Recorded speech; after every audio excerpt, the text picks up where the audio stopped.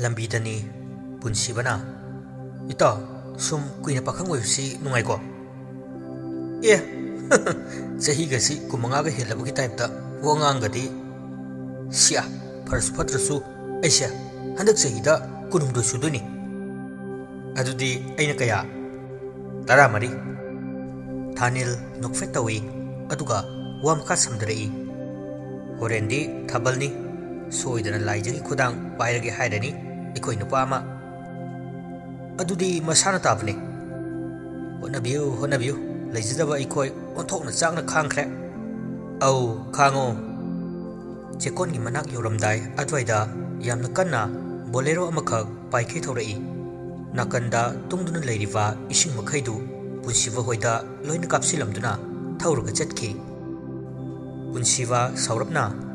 ꯊꯣꯔꯥꯏ ꯃꯆꯥ ꯒꯥꯔꯤ ꯊꯧ ꯍꯩꯇꯕ꯭ꯔꯥ ꯀꯩꯅꯣꯝ ꯇꯧꯔꯦ ꯃꯀꯣꯛ ꯑꯁꯤ ꯆꯥꯛꯄ ꯃꯥꯜꯂꯤꯅꯦ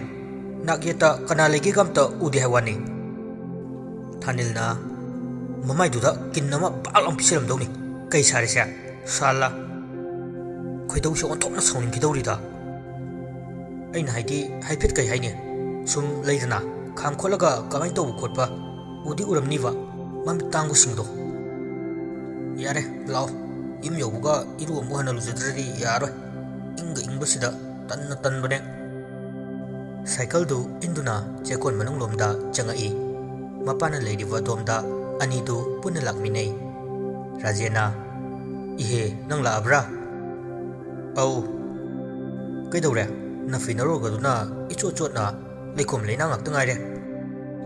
ꯃꯀꯣꯛ ꯆꯥꯛꯄ ꯃꯤ ꯑꯃ ꯊꯦꯡꯅꯔꯨꯗꯅ ꯃꯨꯁꯂꯥ ꯇꯥꯈ꯭ꯔꯦ ꯑꯗꯣ ꯄꯩꯁꯥ ꯀꯗꯥꯏꯅꯣ ꯄꯤꯔꯣ ꯆꯠꯂꯒꯦ ꯏꯒꯁꯦ ꯁꯨꯠꯇ ꯀꯥꯔꯤꯕꯖꯥꯠꯅꯤ ꯔꯥꯖꯦꯟ ꯃꯥꯒꯤ ꯐꯨꯔꯤꯠ ꯈꯥꯎꯗꯒꯤ ꯄꯩꯁꯥ ꯈꯔ ꯂꯧꯊꯣꯛꯂꯒ ꯃꯆꯥꯗ ꯄꯤꯔꯛꯏ ꯋꯥꯁꯨ ꯍꯥꯏꯔꯤ ꯅꯥꯀꯟꯗ ꯂꯩꯔꯤꯕ ꯃꯤꯁꯛ ꯑꯗꯨꯗ ꯑꯣꯟꯁꯤꯟꯗꯨꯅ ꯏꯕꯨꯡꯉꯣ ꯆꯤꯡꯁꯥꯡ ꯌꯦꯡꯉꯨ ꯑꯩꯒꯤ ꯏꯆꯥꯅꯤ ꯆꯤꯡꯁꯥꯡꯗꯨ ꯐꯠ ꯑꯣꯟꯁꯤꯜꯂꯛꯇꯨꯅ ꯀꯔꯝ ꯋꯥꯗꯨ ꯆꯞ ꯂꯦꯞꯂꯗꯨꯅ ꯃꯃꯤꯠ ꯃꯅꯥ ꯀꯨꯞꯅꯤ ꯀꯥꯎꯕ ꯃꯈꯩ ꯄꯨꯟꯁꯤꯕꯗ ꯃꯨꯟꯅ ꯌꯦꯡꯗꯨꯅ ꯌꯥꯝꯅ ꯊꯥꯖꯗꯕ ꯑꯃꯗꯤ ꯑꯉꯛꯄ ꯀꯌꯥꯒ ꯂꯣꯏꯅꯗꯨꯅ ꯀꯧꯔꯛꯏ ꯕꯨꯡꯉꯣꯆꯥ ꯄꯨꯟꯁꯤꯕꯒ ꯊꯥꯅꯤꯜꯒꯗꯨ ꯉꯛꯅ ꯑꯃꯅ ꯑꯃꯗ ꯌꯦꯡꯅꯩ ꯀꯅꯥ ꯔꯥꯖꯦꯟ ꯄꯥꯈꯠꯈ꯭ꯔꯦ ꯃꯅꯨꯡꯒꯤ ꯑꯣꯏꯕ ꯋꯥ ꯑꯉꯥꯡ ꯃꯁꯦꯟ ꯑꯃꯠꯇ ꯈꯪꯅꯗ꯭ꯔꯤꯕꯅꯤ ꯈꯪꯁꯨ ꯈꯪꯍꯟꯕ ꯄꯥꯝꯗꯕꯒꯤ ꯂꯣꯠꯈꯤꯕ ꯋꯥꯐꯝꯅꯤ ꯃꯥꯁꯨ ꯉꯥꯏꯍꯥꯛꯀꯤ ꯋꯥꯈꯜ ꯊꯦꯜꯂꯨꯕꯅ ꯍꯥꯏꯗꯣꯛꯈ꯭ꯔꯦ ꯋꯥꯐꯝ ꯑꯗꯨ ꯑꯗꯨꯕꯨ ꯊꯪꯅꯕ ꯃꯤꯀꯨꯞꯇ ꯃꯁꯥ ꯄꯨꯝꯕ ꯂꯥꯛꯁꯤꯟꯈ꯭ꯔꯦ ꯃꯩꯔꯤꯒꯤ ꯀꯣꯝꯅꯤ ꯈꯪꯅ ꯈꯪꯅ ꯆꯣꯡꯊꯖꯈꯤꯕꯒꯨꯝ ꯆꯞ ꯂꯦꯞꯅ ꯌꯦꯡꯉꯤ ꯄꯨꯟꯁꯤꯕꯒꯤ ꯈꯗꯥꯡ ꯃꯄꯥꯗ ꯊꯨꯡꯂꯤꯕ ꯁꯝꯕ꯭ꯔꯨ ꯑꯗꯨ ꯆꯤꯡꯁꯥꯡ ꯂꯥꯛꯄꯅ ꯃꯨꯟꯅ ꯌꯦꯡꯉꯛꯄ ꯃꯤꯀꯨꯞꯇ ꯎꯈ꯭ꯔꯦ ꯍꯥꯏꯐꯦꯠ ꯐꯤꯕꯝ ꯁꯦꯝꯂꯗꯨꯅ ꯇꯞꯅ ꯑꯣ ꯑꯩ ꯋꯥꯈꯜ ꯑꯃꯗ ꯇꯥꯎꯔꯨꯔꯦ ꯀꯀꯥꯒꯤ ꯏꯆꯥꯅꯦꯁꯨ ꯍꯥꯏꯕꯤꯔꯦ ꯑꯩꯅ ꯍꯜꯂꯝꯗꯧꯕ ꯃꯥꯜꯂꯦ ꯆꯍꯤꯁꯨ ꯐꯅ ꯌꯥꯝꯅ ꯃꯤꯡ ꯀꯧꯒꯦ ꯑꯗꯨꯝ ꯈꯪꯅꯁꯦ ꯀꯔꯤ ꯃꯤꯡ ꯀꯧꯒꯦ ꯏꯅꯥꯎ ꯑꯅꯤꯗꯤ ꯑꯩꯒꯤꯅ ꯄꯨꯟꯁꯤꯕ ꯑꯗꯨꯒ ꯃꯥꯒꯤꯅ ꯊꯥꯅꯤꯜ ꯑꯣ ꯑꯩꯁꯨ ꯉꯁꯤꯈꯛ ꯃꯐꯝꯁꯦ ꯌꯦꯡꯁꯤꯟꯅꯕ ꯄꯥꯕꯨꯡꯅ ꯊꯥꯔꯛꯄꯅꯦ ꯋꯥꯗꯨ ꯍꯥꯏꯐꯝ ꯈꯪꯗꯕꯅ ꯃꯔꯤ ꯃꯈꯣꯡ ꯁꯝꯅꯗꯅ ꯍꯥꯏꯈ꯭ꯔꯦ ꯔꯥꯖꯦꯟꯅ ꯋꯥꯗꯨ ꯇꯦꯟꯁꯤꯜꯂꯛꯏ ꯑꯕꯣꯛꯅ ꯉꯥꯏꯔꯝꯒꯅꯤ ꯄꯨꯟꯁꯤꯕ ꯆꯠꯂꯨ ꯄꯩꯁꯥꯗꯨ ꯄꯤꯔꯨꯔꯣ ꯍꯣꯏ ꯕꯕꯥ ꯊꯥꯅꯤꯜꯒ ꯄꯨꯟꯁꯤꯕꯒꯅ ꯆꯠꯈ꯭ꯔꯤꯕ ꯑꯗꯨ ꯆꯤꯡꯁꯥꯡ ꯂꯥꯛꯄ ꯄꯤꯁꯨꯝ ꯅꯥꯝꯃ ꯏꯟꯈꯠꯇꯨꯅ ꯃꯨꯟꯅ ꯌꯦꯡꯉꯤ ꯊꯪꯅꯕ ꯃꯤꯀꯨꯞꯇ ꯐꯣꯟ ꯄꯨꯊꯣꯛꯂꯒ ꯂꯟꯗꯟꯗ ꯂꯩꯔꯤꯕ ꯃꯅꯥꯎꯅꯨꯄꯥ ꯌꯥꯏꯔꯦꯝꯕꯗ ꯀꯣꯜ ꯇꯧꯈꯤ ꯃꯔꯨꯞ ꯑꯅꯤꯗꯨ ꯃꯅꯨꯡꯗꯒꯤ ꯊꯣꯛꯃꯤꯟꯅꯔꯛꯏ ꯊꯥꯅꯤꯜꯅ ꯎꯏꯃ ꯍꯧꯖꯤꯛꯀꯤ ꯅꯨꯄꯥꯗꯣ ꯑꯃꯦꯁꯄꯨꯔꯤ ꯌꯥꯝ ꯃꯥꯜꯂꯦ ꯀꯤꯕꯨ ꯀꯤ ꯃꯃꯤꯠꯀ ꯐꯥꯛꯁꯤꯜꯂꯛꯏ ꯅꯪ ꯎꯕꯗ ꯄꯨꯟꯁꯤꯕꯅ ꯑꯗꯨꯅꯦ ꯀꯩꯅꯣ ꯁꯤꯅꯦ ꯑꯩꯅ ꯈꯜꯂꯤꯁꯦ ꯑꯩꯁꯦ ꯀꯩ ꯑꯣꯏꯅ ꯎꯔꯕꯅꯣ ꯁꯤꯅꯤ ꯅꯨꯄꯤꯗꯨ ꯑꯣꯏꯗꯤ ꯐꯩ ꯑꯗꯨꯁꯨ ꯅꯨꯄꯥ ꯑꯩꯍꯥꯛꯇ ꯑꯁꯤ ꯍꯥꯏꯗꯨꯅ ꯍꯥꯏꯐꯦꯠ ꯃꯃꯤꯠꯇꯨ ꯆꯣꯏꯊꯣꯛꯇꯨꯅ ꯅꯥꯀꯟ ꯑꯃꯔꯣꯝꯗ ꯌꯦꯡꯂꯨꯏ ꯉꯁꯥꯏ ꯃꯣꯏꯗ ꯀꯥꯞꯁꯤꯜꯂꯝꯕ ꯒꯥꯔꯤꯗꯨ ꯈꯥꯝꯗꯨꯅ ꯂꯩꯔꯝꯕꯗꯨ ꯎꯕꯗ ꯄꯨꯟꯁꯤꯕ ꯃꯃꯤꯠ ꯃꯅꯥ ꯊꯛꯅ ꯏꯇꯥꯎ ꯉꯁꯥꯏꯒꯤ ꯑꯩꯈꯣꯏ ꯑꯅꯤꯗ ꯏꯁꯤꯡ ꯀꯥꯞꯁꯤꯜꯂꯝꯕ ꯒꯥꯔꯤꯗꯨ ꯅꯠꯇ꯭ꯔꯣ ꯀꯗꯥꯏ ꯊꯥꯅꯤꯜꯁꯨ ꯑꯣꯟꯊꯣꯛꯇꯨꯅ ꯌꯦꯡꯂꯛꯏ ꯑꯦ ꯃꯥꯅꯦ ꯗ꯭ꯔꯥꯏꯚꯔ ꯀꯅꯥꯅꯣ ꯈꯪꯗꯣꯛꯈꯤꯁꯦ ꯅꯔꯨꯝꯗꯨꯗ ꯅꯞꯁꯤꯟꯒꯦ ꯁꯥꯏꯀꯜꯗꯨ ꯁ꯭ꯇꯦꯟ ꯉꯥꯛꯇꯨꯅ ꯊꯅꯝꯂꯒ ꯄ꯭ꯔꯞ ꯄ꯭ꯔꯞ ꯆꯪꯁꯤꯜꯂꯛꯏ ꯒꯥꯔꯤ ꯃꯅꯥꯛꯇꯨꯗ चौरक्पा जगह सिन थुंगना कोइलै लेरगा येंगी तंजा असिदा थबक सुबा नुपा अमसु थोरक्पा मतमगा चप चानै ए पुनसिबा कैदौरिबा नोइदि दुता पुनसिबना सुम कैनोम येंगंबनि तादा अदो तादा कैनोमता हंगे कैनोने हेक्ता हंगुने सिगी ड्राइवर दु कदाई मांख्रे इहे नपागी मनाक्ता नुपा अमा लेहौद्रो मसा यामना नानबा थानिलना ओइना हाइफेट निंगसिंगलक्तुना वखन खल्ली सिंगसांगलाक्पबु खंनिंग निंगसिंगलक्तुना खंगाई हाय नंगोंदा ममित फाक्सिलक्पा नुपादु ओइदोनि ऐ खंगे औ तादा अमा फमवे मागिने अदो कैदौरगे नखोइबो पुनसिबना ओइना खुमलाई कैसु तौदेदा सुम हंगबनि तादा ओहो थानिल तबना मचिंदा हाइरई कानररोय युम हलसे अबुक नंगाइरमनि नपागा तिनबा मिदुदा नपुलाकपु यापोते मखोइसु मयुमलोमदा हलए युम हेक यौबगा मपाना पिरकपा पैसादु मबोकके मफमदा सिनै पुनसिबसि माबु ताइवंग मंगफाउनरकपा मिकुपता मबोकका मपागा नता हन्ना यिंगबदा कनासु उरकते ममाबुसु मापोकपदा लेकिद्रबनि चानर मरुक अनिदु पुनसिबगी कादा चंगमिनरक्तुना फमुंग कारगा फमी पुनसिबना ऐदि ngасai साइकल मनिंग हलगा तुसन गिव तोवी ओंथोकना याख्रे हाइवानी थानिलना ऐसु नहान मखै खांगदुना लाकपने वंगांगदो काम हेनबे यावरे ऐना करी लानख्रदना लायोख्रबी इमा दुबु पनपन ngangi ऐसु पेंदबना योंखलपका खरदी चितकता खुमख्रे बाय मिबे खोइसा ग्यानमिन ताबनते अफबा लेरबदी फतबसु लै हाइबदुनी अमरोमदो ओइना नंगिदी फद्रसु नचिलदुदगी इमा हाइना कौ फंगजरी ऐगिदी कदाय योगलिबा हुई मपी असिदा कौरुदु मंगाइरे पेले खारे ओए असिगुम इमासे इमा ओइना फंगदु सरो हरिबोल हाइदुनाने लाउरगा चजाग्रगे अमुक्सु ओथोकना चुमख्रे नेपोलियन हाइरमबदो अफबी इमा मतुपियु पृथ्वी जोय तौगेना थानिल हाइरप पुनसिबदा उनसिंदुना मसिगी वासी तोक्सिदा अदो लाइजसे करम तौसेबा मसकनगा मरोल अमा नोंमगी हेंगतु फजरइवा हुजिक्ति लेसाबी मपुंग फारे पुनसिबना हाइरुफदने खुपांग खुलांग कौरकद्रा खनबदा मथा साइको हेरा नंगदु पाथो खुपाक्तो चाद्रिङै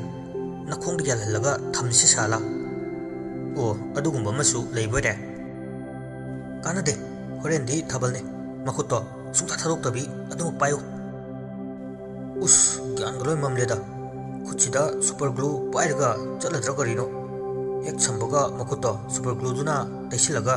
नपसिनरगा अदुम हेक लेनबा अदुसु याइ कैनो अदो मरु ओइना नंसिना कमदौबनो नुपी कोइरोय हाइब्रो मतमना पुरकपने ज्ञान गतादे इंगोंदबु कनागी नुपीनो टाइम पास खक मंगाई कैनो लाइफ टाइम गिदी अमते यावरोय इमा सक्ता से उबदने ऐ नुपी थि खंगोय अदुना सुमाइना सुम लेब नतना उपाय नहीं इहे होरेन थबल नत्रो लेसाबी फजबी मा खलग कोक पायो पुक्सिल सेंगना वरी अमानी तौसिलु होजिका लेसाबी अफबी हम लेरि हाइवानी कैनो नंगबो हेक लेरंबदने ngakse kakso ngasi leramadi awanki kaknido asumna ngaihak ani du wari watai tawraga thanel su mayumda hankirami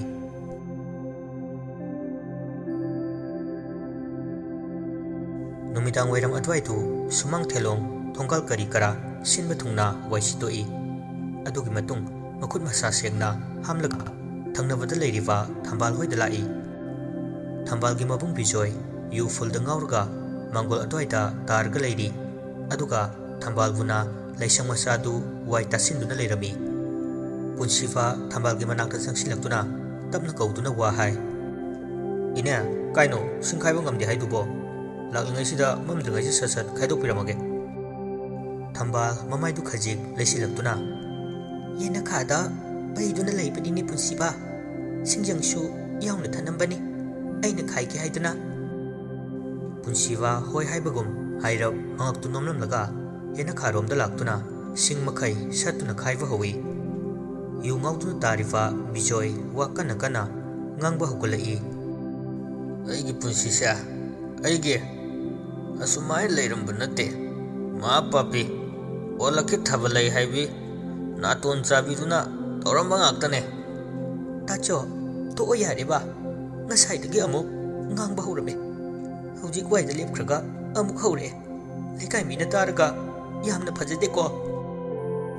ꯏꯕꯨꯡꯒꯤ ꯏꯕꯦꯝꯃ ꯅꯨꯡꯁꯤꯔꯥꯏꯌꯦ ꯅꯪꯁꯨ ꯌꯥꯝꯅ ꯋꯥꯖꯔꯕꯅꯤ ꯅꯕꯨꯡ ꯑꯩꯅ ꯒ꯭ꯌꯥꯟ ꯇꯥꯗꯅ ꯍꯣ ꯌꯥꯔꯦ ꯋꯥ ꯉꯥꯡꯕ ꯂꯦꯞꯄꯤꯔꯣ ꯑꯩ ꯀꯩꯁꯨ ꯋꯥꯗꯦ ꯇꯥꯆꯧꯗ ꯌꯨ ꯊꯛꯄ ꯂꯦꯞꯄꯤꯔꯣ ꯀꯩꯗꯧꯔꯒꯦ ꯗꯣꯛꯇꯔꯅꯁꯨ ꯆꯈꯥꯎꯗꯨ ꯐꯠꯇ꯭ꯔꯦ ꯌꯥꯝꯅ ꯁꯣꯛꯑꯦ ꯍꯥꯏꯔꯛꯄꯗ ꯉꯥꯏꯔꯤ ꯍꯤꯗꯥꯛ ꯂꯥꯡꯊꯛ ꯆꯥꯔꯤꯕ ꯃꯔꯛꯇꯨꯗ ꯌꯨꯗꯣ ꯑꯃꯨꯛ ꯊꯛꯆꯤꯜꯂꯕꯗꯤ ꯐꯤꯕꯝ ꯆꯥꯔꯔꯣꯏ ꯇꯥꯆꯧ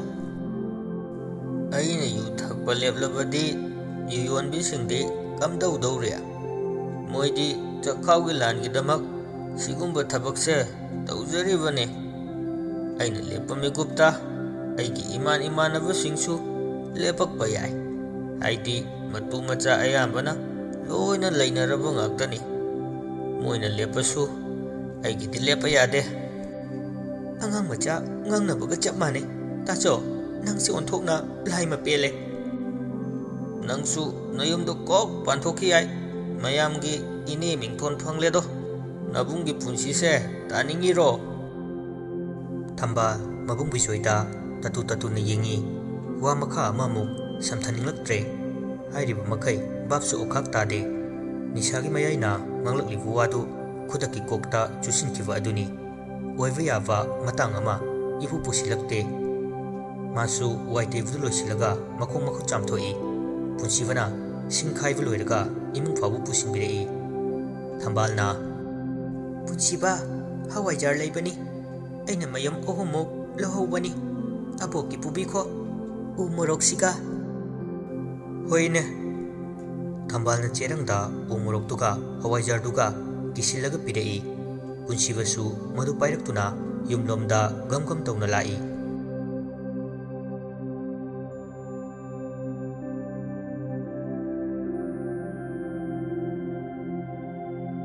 ꯄꯨꯡ 6ꯃꯨꯛ ꯇꯥꯔꯛꯄ ꯑꯗꯨꯋꯥꯏꯗꯒꯤ ꯊꯥꯕꯜ ꯃꯐꯝꯗꯒꯤ ꯏꯁꯩ ꯈꯣꯡꯒꯠꯂꯛꯄꯅꯦ ꯈꯪꯗꯦ ꯉꯟꯅ ꯊꯣꯛꯄꯤꯔꯛꯅꯕ ꯂꯥꯎꯕꯅꯦ ꯒ꯭ꯌꯥꯟ ꯇꯥꯗꯦ ꯑꯃꯨꯛ ꯇꯣꯏꯕ ꯏꯔꯪ ꯂꯥꯡꯉꯤ ꯂꯥꯏꯖꯁꯨ ꯉꯁꯤꯗꯤ ꯃꯆꯨꯝ ꯇꯥꯒ ꯍꯦꯛ ꯀꯦꯈ꯭ꯔꯦ ꯕ꯭ꯂꯨ ꯀꯂꯔꯗ ꯈꯨꯗꯥꯡ ꯌꯧꯅ ꯀꯛꯄ ꯇꯣꯞꯁ ꯑꯃꯒ ꯁꯦꯠꯂꯤꯕ ꯃꯌꯦꯛ ꯅꯥꯏꯕꯤ ꯗꯥꯔꯛ ꯕ꯭ꯂꯨꯒꯤꯗꯨꯒ ꯕ꯭ꯂꯦꯛ ꯀꯂꯔꯒꯤ ꯁꯥꯔꯤ ꯃꯆꯨ ꯑꯗꯨꯒ ꯏꯟꯊꯣꯛꯅ ꯆꯨꯅꯅ ꯍꯦꯛ ꯌꯦꯡꯕꯗ ꯌꯥꯝꯅ ꯆꯪꯈꯣꯟꯅ ꯐꯖꯈ꯭ꯔꯦ ꯃꯁꯝꯗꯨꯁꯨ ꯈꯣꯏꯔꯤ ꯈꯣꯏꯔꯤ ꯇꯧꯅ ꯃꯥꯡꯗ ꯈꯤꯇꯪ ꯊꯥꯗꯔꯞ ꯇꯧꯅ ꯂꯩꯔꯤ ꯈꯔ ꯃꯈꯩꯅ ꯍꯥꯏꯗꯣꯛꯂꯒ ꯇꯨꯡꯗ ꯊꯥꯗꯔꯤ ꯁꯅꯥ ꯕꯣꯜ ꯃꯆꯥ ꯑꯃꯗ ꯆꯥꯛꯀ ꯏꯟꯁꯥꯡꯒ ꯄꯨꯂꯞ ꯇꯣꯠꯂꯒ ꯁ꯭ꯄꯨꯟ ꯑꯗꯨꯅ ꯃꯆꯥꯗ ꯇꯥꯅ ꯇꯥꯅꯗꯅ ꯏꯟꯕꯤꯔꯤ ꯁꯦꯅꯦ ꯈꯖꯤꯛꯇ ꯑꯣꯏꯔꯁꯨ ꯆꯥꯁꯤꯜꯂꯣ ꯌꯥꯔꯦ ꯑꯣꯏ ꯍꯥꯏꯕ ꯍꯣꯔꯦꯟ ꯆꯥꯒꯦꯕ ꯁꯅꯥ ꯆꯥꯃꯁꯇꯨꯅ ꯀꯣꯠ ꯀꯣꯠꯇꯅ ꯃꯆꯥꯕꯨ ꯆꯥꯛ ꯏꯜꯂꯝꯕꯗꯨ ꯂꯦꯞꯈ꯭ꯔꯦ ꯑꯗꯨꯒꯤ ꯃꯍꯨꯠ ꯃꯨꯟꯅ ꯃꯆꯥꯕꯨ ꯌꯦꯡꯖꯩ ꯂꯥꯏꯖꯒꯤ ꯃꯄꯥꯅ ꯊꯣꯏꯕꯤ ꯃꯃꯥꯒ ꯑꯩꯒ ꯄꯨꯟꯅ ꯊꯣꯛꯁꯤꯀꯣ ꯅꯊꯟꯇ ꯊꯣꯛꯄꯒ ꯌꯥꯔꯣꯏ ꯑꯧ ꯕꯕꯥ ꯏꯃꯥ ꯆꯣ ꯁꯠ ꯁꯠ ꯐꯤ ꯑꯃ ꯌꯥꯜꯂꯒ ꯊꯣꯔꯛꯑꯣ ꯄꯨꯡꯁꯦ 8:30 ꯍꯦꯟꯗꯣꯔꯦꯕ ꯊꯥꯕꯜꯗꯤ ꯍꯧꯈ꯭ꯔꯦ ꯍꯣꯏ ꯍꯣꯏ ꯁꯅꯥ ꯕꯥꯎꯜꯗꯨ ꯃꯈꯥꯗ ꯊꯝꯗꯨꯅ ꯐꯤ ꯍꯣꯡꯗꯣꯛꯄ ꯆꯪꯈꯤ ꯂꯥꯏꯖ ꯃꯥꯒꯤ ꯐꯣꯟ ꯀꯤꯄꯦꯗꯇꯨ ꯄꯨꯊꯣꯛꯂꯒ ꯃꯃꯥꯟꯅꯕꯤ ꯑꯇꯩ ꯑꯇꯩꯗ ꯃꯦꯁꯦꯖ ꯊꯥꯔꯤ ꯀꯗꯛ ꯀꯗꯛ ꯂꯥꯎꯅ ꯈꯨꯕꯤ ꯃꯆꯥꯗꯨꯅ ꯅꯝꯂꯒ ꯂꯣꯏꯗ꯭ꯔꯤꯕꯣ ꯏꯇꯣꯝꯇ ꯀꯦꯕ ꯑꯩ ꯐꯥꯎ ꯂꯣꯏꯔꯦ ꯅꯣꯏ ꯀꯩꯗꯧꯔꯤꯒꯦ ꯍꯧꯖꯤꯛ ꯐꯥꯎꯕ ꯊꯥꯕꯜ ꯍꯧꯈ꯭ꯔꯦ ꯂꯣꯏꯔꯦ ꯁꯝ ꯄꯨꯅꯔꯦ ꯁꯣꯝꯗ ꯁꯨꯝ ꯅꯤꯜꯂꯒ ꯂꯩꯌꯨ ꯅꯣꯏ ꯑꯃ ꯂꯥꯏꯃ ꯔꯥꯁꯤ ꯑꯃ ꯌꯥꯎꯖꯗꯦ ꯁꯛ ꯊꯤꯕꯁꯤꯗ ꯈꯔ ꯀꯦꯖꯗ꯭ꯔꯗꯤ ꯀꯩꯅꯣ ꯅꯣꯏꯗꯧꯅ ꯐꯖꯕ ꯅꯠꯇꯕꯅꯤ나 खरा वचेरी फोन की स्क्रीन येंगलगा लाइजा सुक्तोई मपा मचाना मबाबु मपानदा लोइदुना थबल मफमदा थोकनबु तौरई युमदु सोना लोनसिलमी सना केशोर अमदि लाइजा मखोय पुना युमदुदगी थोरकलमी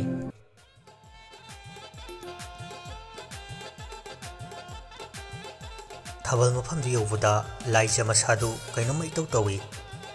ममानवी अतै मखैसु मरी मरी लोइना थोकनरमले अयो नंगल वाइदा खितंग चाउरप तौबा नुंग अमना तुंगदगी लंगदरई लाइजा सौनिंगम लाकुम ओंथोकलगा येंगोई Punsiba maya ihi higatlaga leptuna leirami. Khangni haibugo makuttu singduna utsili. Sanana thoibe chongro chalone anjube mahoi loire chongba hokre. Chenbi thore ani hai minute ani mukta ngaige. Wa asi haiduna manakta lefiba abiga loineraga Punsibagi manakta changsilapuna khujinna yamna kanna si. Khangbra ayo naine hinchabi karino mingondabu kanana nunglang nage adugi matik chabalamanne min ko putadi nang tabra ha litu macha lange kanabi phangphangde adugi aisu ayaba pambai thireine nayadu setlagane thabal phamsida langjeni ngamgodro laija wa hai ki haina ya kabda ngairi nacheptagi chambina makutu paiduna chingai lao chongurase Punsibana as Chanbina ta Punsiba tabal mafamda wari sanaba yadi haiwani noibo Punsibana Chanbia nang subago kana haino yai Chanbi Punsibana hairiba wadu tasinadana laijo puduna tabal mafamda changkre Laijina nupa amaga samkibadu Punsiba isum suklaga yingi Thanilna wah naijwa wow Laijigina kanda paire bu nufa sidia moigi BTS ki Jimin Kaido maline nupa nangbu yingo Punsibana ine ikavne saita nangondo oina tainaro haibro Thanilna ihe karinege nupa thokti thokjadre aduga mana ingondo oina mu onsilaine Punsiba sawing launa Thanilda wahai ama fawba hairamdana thabal mafamda chumding changaktuna Laijigi mapada changlaga mana oina nakanda pairiba nupagi makuttu khangta thadalaga paisili Laija ingangakna na Punsiba kaino Laija nagyeta yengladuna kaisu tawdi haibagum mangtu haifet nomai chongo kedroge ngasai makai nokketana yam tawkibdaine aina pairakpasida talabo nangi langbudo naning phungdrawaba Punsibagi wahai kochi thangwa gyan tajadaba Maungasida Laijadi ingau hek ngaukre tapna thabaldu kaubu hawi tantha amaga inai naina kaubu nate mana thokpa amadani Punsiba sumyengambani amuksu nokninglakli chongniba thabaldu hangoina chongbada hena fajakre sumyenglambadagi kari wakhal khallabano khangde Punsiba magi pocket homduna rumal longthorei matum oina tasilaga pairiba khutsa aduga panana masagi makutuga kisinaki Laija ngakna kaino ta Punsiba nang toridubo lawtho mina uraka kari khandoino lawthoke kainom haige yagadra karino han hairo hana yagadra se hanamta lawthoba min haisi kanadano aina haisi su kanadano sunglo lawthoi min ise udro jibon asin khumlaga nokpo khangisa ayami kaye nang budi hongdongnina karimta ikaiba khanglamoy ikaiba khangladi yani yaroi haijbu wadubu karino aibu yaw haisibo pare aina lokholakba thabak thoram singo sumyengo adudi ko asiadna fatruma du lokhoklaga Laijigi mamai tamna khangsing changsilai nungsina khajaida papi tawramlaga hotana Punsiba chenthorei ikaibagi pal lan khrabadi kari tawgani kari oigani khudak aduda Laija kayam ikairamgani maya mamang aduda Chanbisu mami lauthoklaga thabal kaurambadagi lepaga yengai ayambana mi atai uhawi loinamang Laija mamaga mapagadu ningsinglapuni kupta mamit mamai ingangang singkhre masu panthadavi thabal mafamdagi thoraktuna mama hoina leiriba domda lai sana nokfet tawraga kai thawrage Laija ikaibana wangang fawpu ngamdre tapna mamagi nakanda famtharei yum changasira ima ihe kai thawrage nangbo asuk nungairi bathabal sibu thorakpada sungairi thabal sisu hobuda ngairi nate nangbu tumningabo tumningde sum talle changninge yumda sana machada muningi masu uhobudi nate nakanda famliba gitmalana haidana haifet khangbani macha asi leisai fare hanglakpa mikupsida wakhalgi potlumna hengalai Chanvisu amuk thoraklaga laijubu namdana thabal mafamda pusinki.